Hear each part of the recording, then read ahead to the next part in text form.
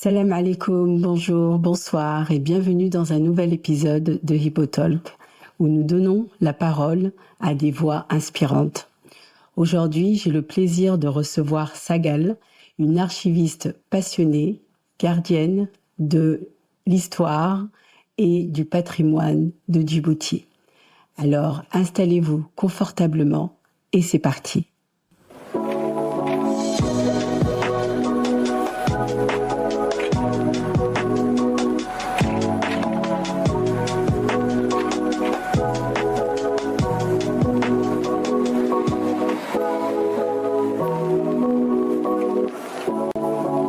Salam alaikum. Alaikum Sagal. assalam, Vivo. Comment ça va? Je vais très bien, et toi? Bah oui, très bien. Comment tu te sens?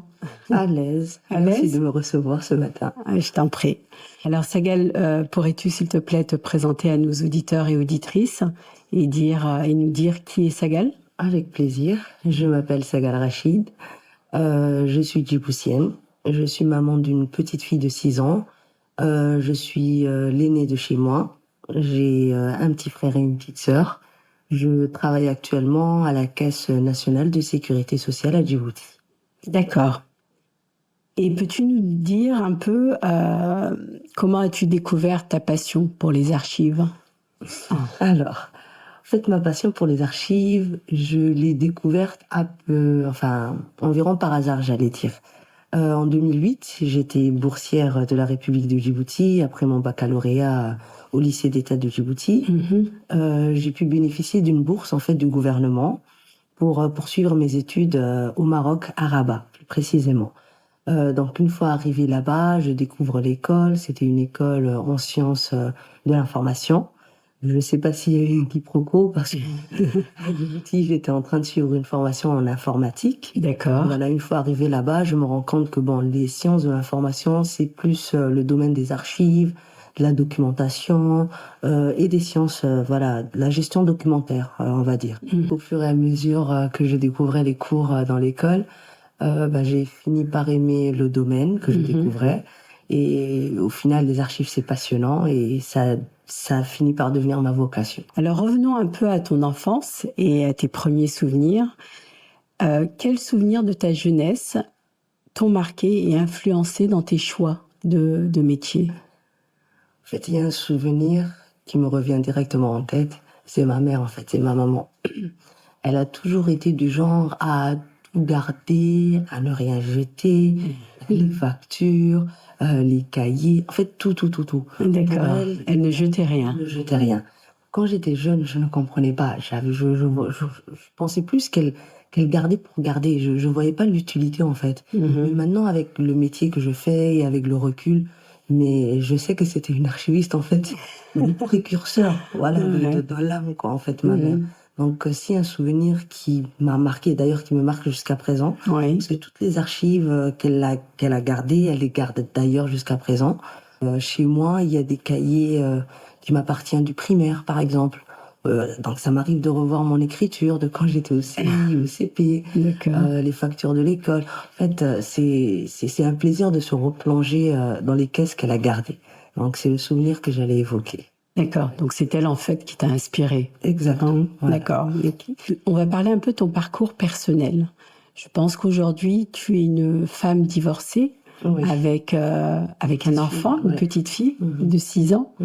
Et je pense que ce qui te tient à cœur aujourd'hui, c'est également partager avec nos auditeurs et auditrices ce que tu as traversé en tant que femme divorcée. À Djibouti, déjà, c'est pas facile d'être une femme divorcée. Il y a une culpabilité parce que on a l'impression qu'on était seul, en fait. On assume seul l'échec de ce divorce, en fait. Donc, au départ, j'avais un grand sentiment de culpabilité. Comme si je venais d'échouer, comme si je venais, que c'était de ta faute. C'est ça, comme si tout était de ma faute. En même temps, il y a les regards des gens. Il y a pas que les paroles des gens, en fait. Même leur regard est lourd de sous-entendus. Donc, on a tendance à se refermer sur soi, à ne plus sortir, à ne plus voir les amis, à essayer de réfléchir, en fait, à essayer de trouver une solution à un problème qui s'est passé, en fait, où on peut pas trouver une solution en fait à l'instant T. Donc au début il y a tout ce sentiment de culpabilité, tout ce sentiment de pourquoi moi, pourquoi qu'est-ce que j'ai fait ou qu'est-ce que j'ai fait de mal ou qu'est-ce qui m'a ramené voilà à ce divorce-là. Donc la première étape c'était une étape de culpabilité que j'ai traversée et la deuxième étape en fait c'était la peur. Parce que comme je l'ai dit, j'ai une petite fille de 6 ans, une merveilleuse petite fille de 6 ans que j'adore. Donc il y avait une peur. Est-ce que j'allais être capable de prendre soin d'elle en fait seule? Quel être humain j'allais élever en fait? Quel apport elle allait rapporter à la société en fait? Qu'est-ce que je peux lui rapporter toute seule en fait pour son développement personnel? Après l'étape de la culpabilité, il y a eu l'étape de la peur en fait. Est-ce que j'allais être capable de m'en sortir? Et quand de te relever. Voilà, est-ce que je pourrais me relever cette fois-ci en fait? C'était ça la question. Et comme je dis tout le temps, en fait, Dieu nous envoie une épreuve, mais il nous envoie aussi, en fait, une lumière qui nous permet de nous rapprocher, en fait, d'un espoir. En fait, et moi, la lumière, je l'ai retrouvée dans les yeux de ma fille. À force de la regarder, en fait, je me disais, il faut que tu tiennes pour elle. Il y a tout ça, en fait. Donc, j'ai vu ma fille, j'ai dit, il y a un être humain qui n'a rien demandé, en fait, pour venir au monde, qui allait se retrouver entre guillemets, le dommage collatéral de cette situation. Donc, la lumière, c'était les yeux de ma fille. Est-ce que je pouvais tenir pour elle? Et oui, il fallait que je tienne pour elle, en fait. Il fallait que je sois son roc. Comme elle était mon roc à moi. Il fallait que je sois, en fait, son pilier.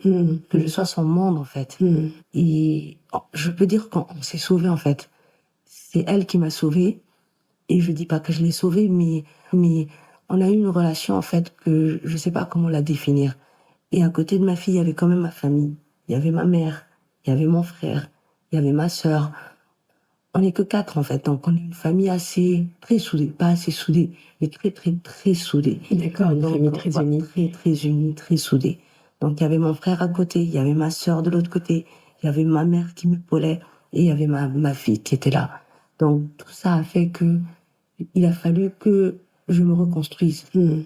Que je le veuille ou non, en fait, il fallait que que je me reconstruise pour elle et pour tous les gens qui étaient là à m'épauler. Et alhamdoulilah, j'ai une merveilleuse ex-belle-famille, en fait. Donc, à ce niveau-là aussi, tout va bien, en fait. Donc, on a réussi à instaurer un climat, un bien-être, en fait, pour le développement de ma fille. Donc, ma fille a certes 2 foyers actuellement, mais 2 foyers où elle est épanouie. Elle voit son père très régulièrement, pas presque, chaque semaine, elle voit son père. Elle voit son grand-père paternel, elle voit sa grand-mère paternelle. Donc, elle a une stabilité, pour laquelle j'ai travaillé, pour laquelle, j'imagine, bien sûr. Qui m'a demandé du temps, de la reconstruction. Et alhamdoulilah, actuellement, on a une routine, on a une petite vie assez tranquille. Alors Sagal, excuse-moi de t'interrompre, mais juste pour bien comprendre, quand tu as divorcé, tu es retournée chez ta maman ou tu as continué à habiter seule et prendre un logement? Non, alhamdoulilah, je suis retournée chez ma maman. Je sais qu'à Djibouti, c'est compliqué, qu'il y a des femmes qui n'ont pas l'opportunité, la chance d'être accueillies par leur famille, voilà.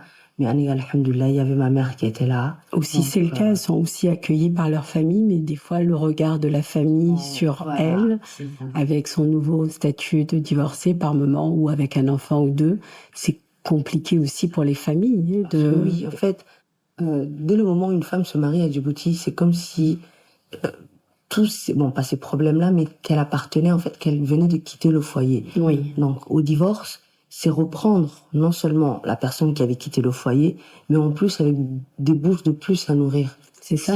Si elle a des enfants. Donc, c'est pas facile pour les familles. Exactement.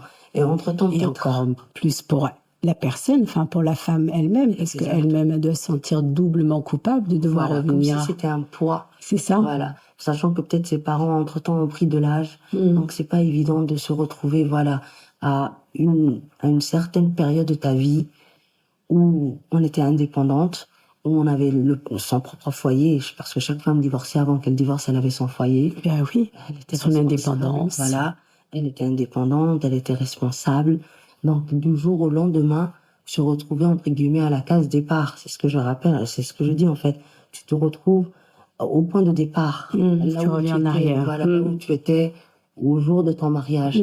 Et pas avec le même regard qu'il y avait le jour du mariage, en fait. Parce que le jour du mariage, c'est un jour heureux. Les gens sont heureux pour toi. Les gens te sourient. Mais le jour du divorce, c'est vraiment pas du tout la même ambiance. Bah oui, Du j'imagine. tout pas. Donc, Mais tu travaillais, toi, à l'époque, de ton divorce, parce que c'est vrai qu'on a aussi des cas de figure où les femmes, malheureusement, qui ne travaillent pas et dépendent entièrement de leur mari, quand elles se retrouvent divorcées. Sans revenu financier aussi, c'est une situation, en fait, auquel je souhaite difficile, bien sûr. C'est difficile. Mais, encore une fois, je dis mais tout le temps, parce qu'alhamdoulilah, Dieu est grand. On a toujours la force, ce que je dis, l'espoir, la force et la résilience de s'en sortir, en fait, d'essayer de trouver des solutions à toute petite échelle. Mais ce que j'ai envie de, en fait, le message que j'ai envie de transmettre aux femmes qui traversent cette période-là, c'est que ça va se finir. C'est une courte période, c'est une épreuve. Donc une épreuve a forcément une fin. Elle va se finir. Et la vie ne s'arrête pas à ce divorce-là. Tu vas finir par te reconstruire, tu vas finir par te relever. Et tu vas voir qu'en fait, la vie, elle est belle. Que malgré les préjugés, le regard des gens, mais tu as quand même ta place dans cette société. C'est vrai que c'est un peu compliqué pour ces femmes, surtout les femmes divorcées qui ne travaillent pas en fait. Elles se retrouvent effectivement sans ressources, revenir chez leur famille peut-être, ou peut-être même des fois elles n'ont pas de famille, mais c'est beaucoup plus rare quand même. Et c'est vrai qu'elles sont d'autant plus vulnérables. Et ces femmes-là, je ne sais pas, quel serait le message que tu souhaiterais, vu que tu as connu et que tu es passé par ce moment difficile. Déjà, j'allais conseiller à toutes mes sœurs, qu'elles soient mariées ou en instance de se marier, de ne jamais quitter leur travail. Parce qu'il y a une tendance, il y a des dames qui vont te dire, oui, j'ai quitté mon travail pour élever mes enfants, ou oui, il y a le monsieur qui va subvenir aux besoins du foyer. Mais tout est possible dans la vie. Il ne faut jamais rien prendre pour acquis, en fait. Donc, la solution, c'est que déjà, celles qui avaient un travail, il faut pas qu'elles le quittent. Et celles qui en avaient pas lors de leur divorce, j'allais leur conseiller de trouver ne serait-ce que un petit travail, n'importe lequel, mais à une petite échelle, être rémunéré à la fin du mois. Le travail, en fait, ça permet déjà le matin de se lever et de sortir, d'avoir un objectif, de ne pas être là à la maison, à ruminer, à être là, à être dans ses mauvaises pensées négatives, à être là à réfléchir. Le travail, déjà, il permet de se focaliser sur quelque chose, d'accomplir une tâche dans la journée.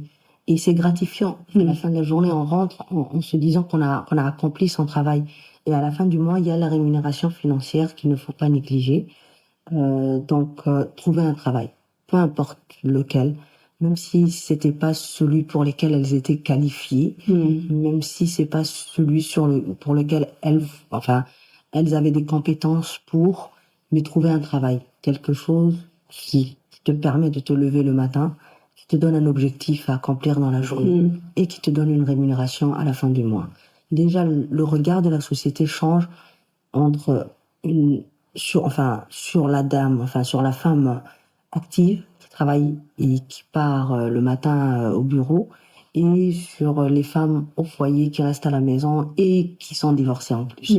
Donc, sur les deux problèmes, autant en éliminer un. Donc, se retrouver avec un petit travail à petite échelle. Donc, c'est le conseil que j'allais leur donner. Voilà, tout faire pour se remettre le plus vite possible, sur le remonter en selle. Pour remonter en selle. Exactement. Et c'est bien pour le moral également, surtout quand elles ont des enfants. Ça permet également d'être aussi plus aptes à élever leurs enfants, pas seulement financièrement, mais aussi être disponible psychologiquement, entièrement. Et évidemment, toi, donc, tu as eu cette chance d'avoir une famille, encore une fois, qui t'entoure, et un travail, parce que j'imagine que tu as continué, tu as toujours travaillé, même. Et comment ça s'est passé pour ton enfant, le divorce? Heureusement pour elle, elle était assez jeune. quand j'ai divorcé. Donc, elle n'avait pas encore conscience du changement qu'il allait avoir dans sa vie. Et maintenant qu'elle a grandi, parce que les enfants sont très, très, très vivaces, Oui. ils ont tendance à poser des questions à tout va. Oui. Donc, ça m'arrive qu'elle me demande pourquoi, par exemple, papa, maman n'habitent pas ensemble, qu'est-ce qui s'est passé. Mais avec mes petits mots, je lui explique que papa est heureux, maman est heureuse, et que elle est heureuse, que la situation actuelle nous rend tous heureux, qu'on n'est pas obligé d'habiter ensemble pour qu'on soit une famille, parce qu'elle voit très régulièrement son père, voilà, et elle habite avec moi. Donc je lui ai entre guillemets expliqué que elle avait deux foyers, mais deux foyers où on l'aimait, pareillement, deux foyers où elle est épanouie, et qu'au contraire elle était plus chanceuse par rapport aux autres. Et que elle avait deux foyers, pas une maison, deux maisons. Donc là, ça va, elle voit pas trop de difficultés. En même temps, voilà, son père est assez présent, sa famille paternelle est très présente. Elle habite avec, ça aide, voilà, bien sûr. avec moi et la famille maternelle. Donc, alhamdoulilah, par rapport, voilà, à d'autres situations qui existent à Djibouti et qui sont plus compliquées que la mienne, ma fille a la chance, voilà, de grandir dans un environnement stable. Et ça, très bien. Merci de ce partage, Sagal. Alors, si tu devais écrire une lettre à ton toi du passé, qu'est-ce que tu lui dirais? Ça c'est une bonne question. Bon, à la petite Sagal, j'allais lui dire qu'elle va vivre une belle vie, qu'elle va rencontrer des gens formidables, qu'elle va avoir des expériences inoubliables déjà. Donc, il faut qu'elle refasse tout de la même manière, qu'elle ne change rien, qu'il ne faut surtout rien changer, qu'il faut qu'elle reste la même. Il faut qu'elle reste la même. C'est ce que j'allais lui dire. D'accord. On va parler maintenant un peu plus de ton métier. Donc, tu es archiviste à Djibouti, un métier essentiel pour préserver notre patrimoine. Donc, en quoi exactement il consiste, ton travail d'archiviste? Être archiviste, en fait, c'est sauvegarder tout ce que les gens jettent d'habitude. Tout ce que les gens trouvent inutile d'habitude ou qu'ils trouvent que c'est fini, on a fini avec cette feuille-là ou on n'en aura plus besoin. L'archiviste, c'est celui qui garde, c'est celui qui sauvegarde tout, en fait. Qui conserve. Voilà, qui conserve. Préserve. Exactement. Donc, notre rôle, moi, je dis que c'est un rôle essentiel. Parce que sans archiviste, il n'y a personne pour regarder la mémoire d'un pays ou la mémoire en général. Donc, de notre histoire. Exactement, de notre histoire. L'archiviste, c'est celui qui arrive à dénicher des petits faits, mais pas du présent, du passé, qui réussit à trouver des anecdotes, qui réussit à trouver des preuves qu'il y a eu telle histoire ou tel fait ou tel événement qui s'est passé, par exemple. Donc, c'est très important déjà pour l'histoire. À Djibouti, c'est récemment en fait qu'on commence à pas apprécier mais à comprendre la valeur de tout ce qui est patrimoine, l'importance, c'est ça l'importance, tout ce qui est culturel, les archives. Donc c'est récemment qu'on a eu 2 inscriptions au sein de l'UNESCO, au patrimoine de l'UNESCO à Djibouti. Ah bon? D'accord. On en a eu 2. On a eu récemment aussi la Semaine nationale du patrimoine à Djibouti. Donc il y a plein d'événements. Oui, j'ai vu ça dans les réseaux sociaux. Donc il y a plein d'événements comme ça qui sensibilisent les gens à l'importance des archives, à l'importance du patrimoine, à l'importance de la culture, parce que c'est ce qui fait que nous sommes Djiboutiens avant tout. Voilà, c'est ce qui fait notre identité. C'est ce qui fait que nous sommes Djiboutiens et que nous sommes, enfin que c'est notre terre, c'est ce que nos ancêtres ont fait et c'est ce que nous allons transmettre à nos enfants. Donc on est de passage sur terre. Donc on est là, nous sommes une chaîne, on transmet ce que nos ancêtres nous ont transmis. Et il faut sensibiliser les gens à sauvegarder le plus possible tout ce qu'ils peuvent garder, que ce soit des objets, que ce soit des documents, que ce soit des photos, que ce soit des films. Donc en gros, tout ce que nous faisons, nous sommes les gardiens de la transmission. Voilà, nous nous assurons que cette transmission sera fluide et sera surtout une transition, j'allais dire, de documents importants. Parce que une transmission. Voilà, une transmission. Parce que là, nous, on doit éliminer les documents qui ne seront pas importants pour l'histoire. Nous sommes là à essayer de faire une opération de tri aussi. Donc voilà, nous sommes les gardiens de cette transmission, pour que cette transmission soit la plus efficace possible. Et quels défis rencontres-tu dans la gestion justement des archives dans un pays comme Djibouti? Le premier problème déjà qui me vient à l'esprit, c'est notre climat, qui est reconnu Oui. voilà, mondialement. Donc avec la chaleur, avec le climat sec, avec notre Samsine, c'est pas évident en fait de bien conserver les documents. Donc le premier problème que je cite, c'est que Djibouti manque cruellement de local de conservation. Récemment, on s'est doté des archives nationales. C'est ça, c'est ce que Voilà. j'allais dire. Oui. C'est une première. Exactement, mais avant ça, nos archives étaient gardées dans des locals qui n'étaient pas adaptés du tout pour une sauvegarde d'archives. Donc nous nous retrouvons avec des documents humides, mouillés, mal conservés, avec du papier très friable, Oh là là. voilà, sec. Donc c'est tout ce défi-là, quand on rencontre tous ces défis-là dans la conservation. Mais actuellement, alhamdoulilah, on a un des meilleurs bâtiments en Afrique, nos archives nationales. Machallah, c'est bien. Et tous les documents ont été, enfin, on a pu les récupérer, les archives? On est en train, oui. Projet est en cours. Petit à petit. Voilà, on est en train de récupérer tous les archives qui se trouvent dans les institutions les plus importantes. Par exemple, à la présidence. Non, mais même les archives abîmées, je parlais. Enfin, est-ce qu'il y a moyen de les reconstituer Justement. Oui. D'abord, il y a eu un travail de récupération, voilà, de tri de ces archives-là. Et après, quand on s'est rendu compte qu'on ne pouvait pas directement les conserver, il y a eu tout un projet de restauration de ces archives-là. Donc, il a fallu qu'on les remette, entre guillemets, voilà, dans des conditions de conservation pas idéales, mais optimales. D'accord. Qui sont dans lesquelles ils étaient gardés jusqu'à présent. Donc, il y a un projet de restauration en cours. On a commencé actuellement par les journaux officiels de Djibouti.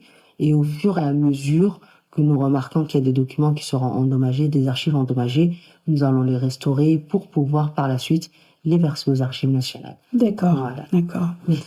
Et quels documents ou histoires as-tu découvert qui t'ont particulièrement marqué? Un document, j'allais citer. Un document, oui. C'est justement les journaux officiels dont je viens d'évoquer précédemment. La première version, elle date de 1900. D'accord. Elle est écrite à la main. Elle est en version manuscrite. Donc, c'est... Peut-être impressionnant. Voilà. J'allais dire, un des premiers documents officiels rédigés à Djibouti. Voilà. Et il y a les textes de loi, il y a les décrets. Avoir dans les mains des documents qui datent d'il y a 125 ans quand même. Voilà. On se sent tout petit. C'est impressionnant, en fait.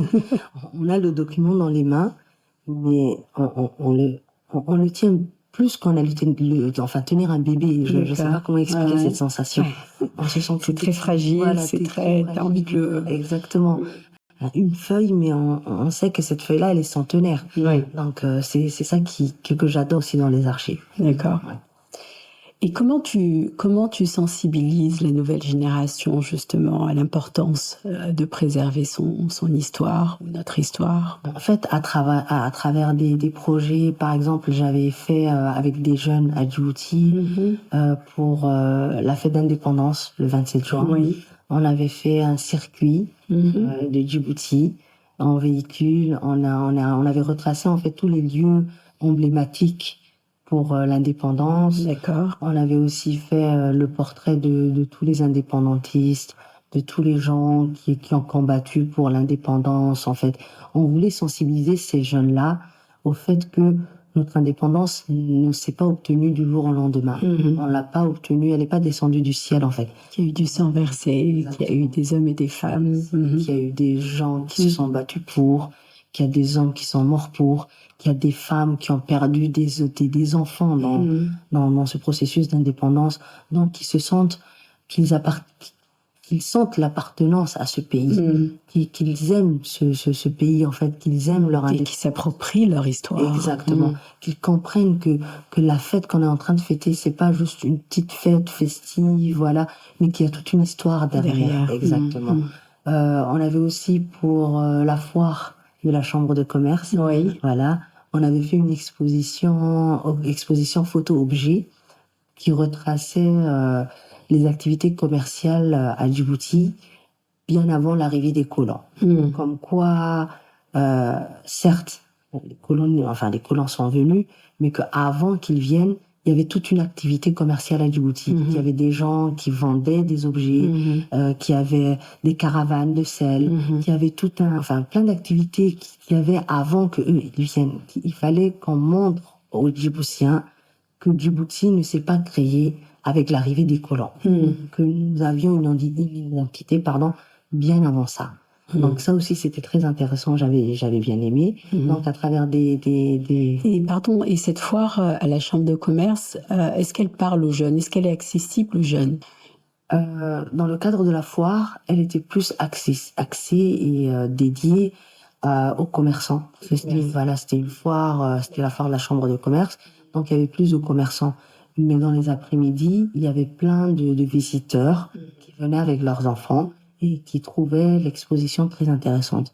Donc on avait eu, le matin, il y avait plus le public de commerçants, mais en après-midi, on avait beaucoup plus de jeunes qui venaient voir l'exposition, avec des familles. Et en fait, comment tu penses qu'on peut justement les sensibiliser d'autant plus? C'est-à-dire, comment les attirer dans des événements comme les foires ou ailleurs?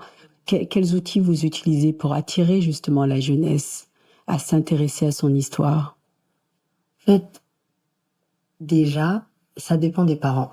Honnêtement, sans mentir, parce que c'est pas les jeunes qui vont venir directement, visiter une exposition ou participer à des événements dans ce genre. Déjà, c'est une sensibilisation qu'on fait au niveau des parents. Parce que c'est les parents qui vont ramener les enfants, qui vont inciter leurs enfants à s'intéresser à l'histoire, au patrimoine et à la culture. Donc, notre sensibilisation, déjà, elle passe à travers les parents. D'accord. Voilà, comme quoi, il faut pas déraciner les enfants. C'est des Djiboutiens, qu'ils vont partir, peu importe dans quel pays, mais qu'il faut qu'ils partent avec leur identité, qu'ils sachent qui ils sont, d'où ils viennent, quelle est leur culture, quelles sont leurs traditions. Donc nos sensibilisations, elles se font au niveau des parents déjà. Donc c'est les parents qui ramènent les enfants par la suite. Et y a-t-il un travail qui est fait avec l'éducation nationale, pour peut-être avoir des cours autour de notre histoire, ou est-ce qu'il y a déjà, parce que je suis pas au courant si nous avons déjà des cours sur notre histoire, parce qu'à l'époque, en tout cas je me rappelle, moi c'était pas le cas. Hein. Oui. En fait, on a actuellement dans l'éducation nationale, pour les cours d'histoire, ils étudient l'histoire de Djibouti, mais pas dans le sens où nous on le fait. Nous, on fait l'histoire de Djibouti, mais en accent sur tout ce qui est culture, tout ce qui est patrimoine, toutes les dates les plus importantes que Djibouti a eu à traverser, quel a été le ressenti des gens à cette période, quels défis ils ont traversés, quelles étaient les épreuves, comment, à travers des photos aussi, on leur montre comment était Djibouti à l'époque. C'est-à-dire, il n'y avait pas de bus, il n'y avait pas les mêmes moyens de transport, qu'il y a actuellement. Donc, pour l'éducation nationale publique, même si je l'ignore, mais nous recevons assez souvent des classes de l'éducation privée, des écoles privées, qui eux sont plus, sensibles à tout. Peut-être qu'ils ont plus les moyens. Ça aussi, c'est possible. Ouais. Ça aussi, c'est possible. D'accord. Mais actuellement, il y a plus les écoles privées, qui font des visites avec des classes bien déterminées pour leur faire découvrir le patrimoine. Comment vois-tu l'avenir de ton métier et son impact sur la société djiboutienne? Déjà pour les archives, les gens ont tendance à dire avec tout ce qui est nouvelle technologie de l'information, que nous allons être dépassés par les ordinateurs, la numérisation, avec tous les développements qu'il y aura dans le futur. Mais personne ne pourra se passer du papier, ça c'est sûr. Mais rassure-nous, de toute façon, il y a tout un travail de numérisation aujourd'hui qui se fait au sujet de nos archives, n'est-ce pas? Oui. D'accord. Actuellement, la dernière étape de tout projet d'archives, il y a l'étape de tri, de collecte, de classement, de conservation. Mais pour finir, il y a l'étape de numérisation. D'accord. Voilà, pour une sauvegarde plus pérenne que Bien sûr. le document. Mais en règle générale, j'allais dire à Djibouti, c'est actuellement que les gens se rendent compte de l'importance des archives. Donc, je suppose que dans les années qui arrivent, les archives auront une visibilité beaucoup plus importante que dans les années précédentes. Et concernant même les jeunes, en fait, même les jeunes ont été plus sensibilisés. Parce que ces dernières années, on a plus de jeunes qui sont diplômés dans le domaine des archives, qui rentrent à Djibouti avec des licences, des masters. Ouais. Donc voilà, c'est un domaine prometteur. C'est un domaine qui aura de l'avenir devant lui. Donc, entre guillemets, nous allons être les anciens dans pas longtemps. D'accord. Voilà. Si tu pouvais rencontrer une figure historique, djiboutienne, hein, ou mondiale, qui choisirais-tu et pourquoi? Directement, il y a Mandela qui me vient en tête. Directement. Nelson Voilà, Mandela. Nelson Mandela. Ouais. Parce que c'est quelqu'un, en fait, son parcours m'inspire et me fascine surtout. Parce qu'être capable de faire 27 années en prison pour ses convictions, je ne sais pas si moi je serais capable de ça, en fait. Donc, rien que pour ça, c'est quelqu'un que j'admire. Et après ça, être arrivé au plus haut niveau, au plus haut sommet de l'État, être président de l'État, en fait, c'est un parcours que je trouve très fascinant. Très, très fascinant. Donc, j'allais citer ce monsieur-là. D'accord, Nelson Mandela. Ouais. Alors, on arrive bientôt à la fin du podcast. Tu sais que j'ai une tradition dans ce podcast, c'est de demander à mes invités quel est le message en fait qu'ils aimeraient transmettre à nos auditeurs, auditrices, et particulièrement à la jeunesse qui nous écoute énormément. Je reçois beaucoup de messages de ces jeunes avec beaucoup de questions. Ils essaient de se confier, nous dire certains en tout cas par quoi ils sont en train de passer aujourd'hui, des situations compliquées, un mal-être des fois.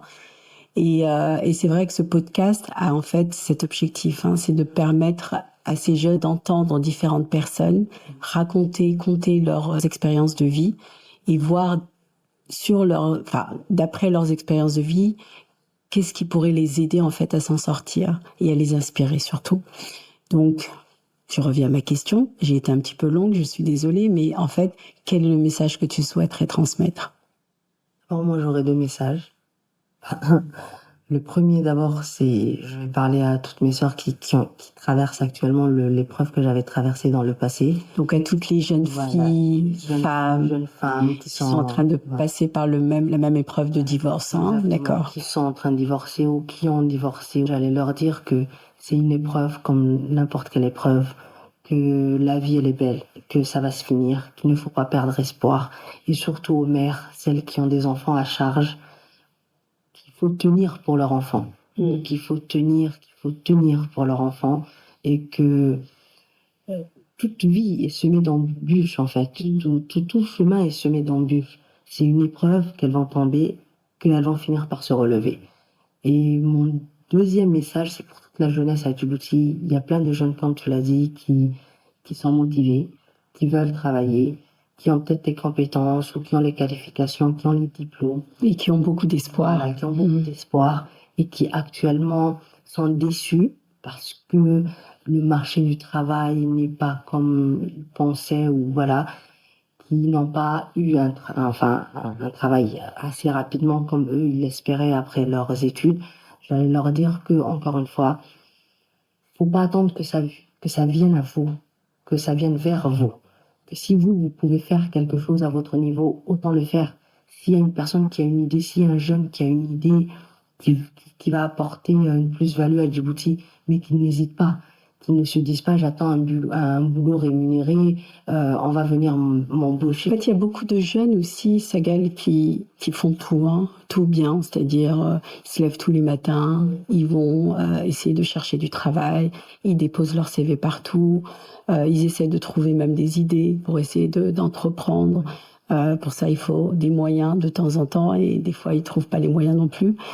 C'est compliqué, c'est très compliqué pour eux. Et c'est vrai que on n'a pas non plus envie de dire que c'est facile. On n'a pas envie de dire qu'en se levant le matin ou en venant avec une idée, tout va s'arranger. C'est vrai, c'est compliqué. Donc la question c'est comment faire en sorte qu'ils y croient encore et qu'ils tiennent et qu'ils continuent en fait. C'est ça. C'est pour ça que je dis en fait, il faut jamais perdre espoir. C'est l'espoir qui te permet de tenir. Parce que le jour où tu perds espoir, où tu te dis c'est pas possible, c'est que ça va devenir pas possible en fait.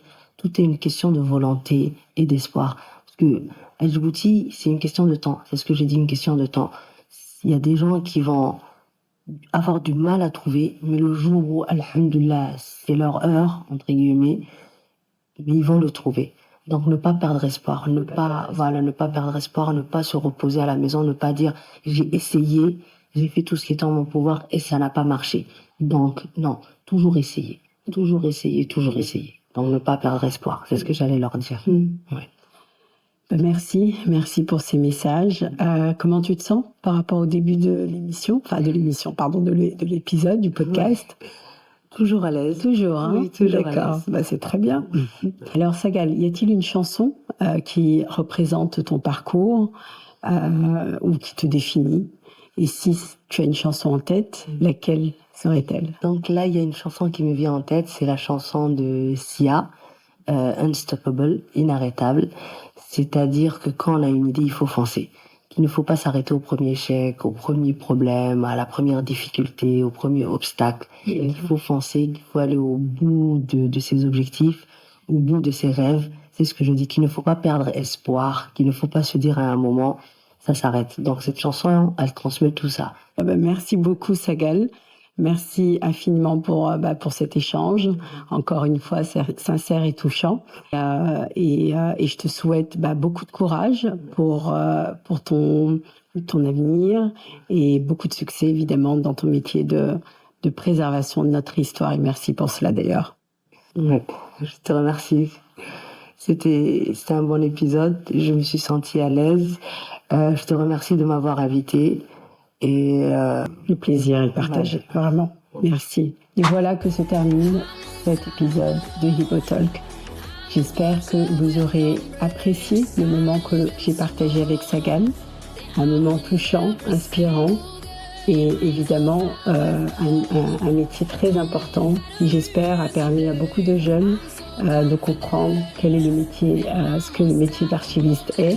Et ça leur donnera peut-être aussi l'envie de préserver notre histoire et de conserver le patrimoine du Boustien. Souvenez-vous, chaque histoire mérite d'être racontée et chaque épreuve peut devenir une force. Chers auditeurs et chères auditrices, n'oubliez pas, partagez, commentez, aimez et surtout abonnez-vous à Hippotalk Podcast. Je vous dis à très bientôt pour un nouvel épisode et en attendant, prenez soin de vous. Merci.